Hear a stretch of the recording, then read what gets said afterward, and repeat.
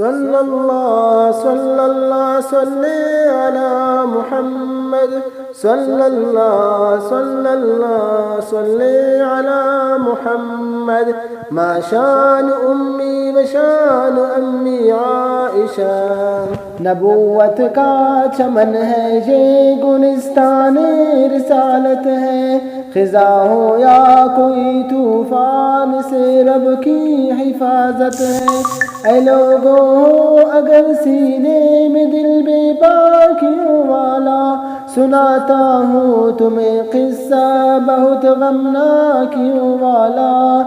زمین میں درد پر جب چھا رہا تھا آسمان غم، یہ امی عائشہ پر ظلم کی ہے داستان غم۔ نبی کی پیاری زوجہ کا ہوا نہ ڈال کاندھا تھا، منافق بن ابی نے ان پہ ایک بہتان باندھا تھا۔ یہ شعبان المعظم 5 ہجری کا زمانہ تھا، قریب نجد لڑنے کے لیے لوگوں نے جانا تھا۔ منافق جانتے تھے اس جگہ پر جنگ نہ ہوگی، امن والی جگہ ہے ہم پہ بالکل تنگ نہ ہوگی۔ لڑائی سے گھبراتے تھے، دنیا تھی انہیں مرغوب۔ روایت ہے کہ اس غزوہ مرسی میں منافق خوب، مصطفیٰ نے قرعہ سب ازواج کا جس دم، تو حضرت عائشہ اپنے محمد کے ہوئے ہمدم۔ خوشی سے دل مچلنے لگ گیا، شائق ہوا تن من، سفر کے واسطے تیاریاں کرنے لگی فوراً۔ سفر کے واسطے تیاریاں کرنے لگی فوراً، ادھر اسماء کا پہنا ہار اور مخمل میں آ بیٹھی، ادھر خوشیاں ہی خوشیاں عائشہ کے دل میں آ بیٹھی۔ سفر سے واپسی پر قافلہ رات ایک جگہ ٹھہرا، اسی خاموش منظر میں چھپا تھا ایک اثر گہرا۔ گئی تھی عائشہ جب رفع حاجت کو، مگر آ کر پریشان ہو گئی اپنے گلے میں ہار نہ پا کر۔ ادھر یہ جستجوئے ہار میں تھی رنج کے مارے، ادھر وہ قافلہ والے روانہ ہو گئے سارے۔ تلاشی ہار میں صدیق نے وہ ہار تو پایا، مگر جب آئے واپس تو وہاں سناٹا چھایا۔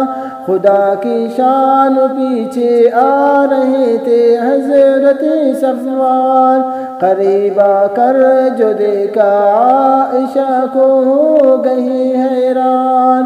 یہ بیٹھی اونٹ پر ان کے وہ پیدل چل پڑے لے کر، تھے دل بھی صاف اور پاکیزگی کے دونوں تھے بہ کر۔ بہت ہی جلد اپنے قافلہ سے جا ملے دونوں، منافق بن ابی کو یہ کٹکنے لگ گئے دونوں۔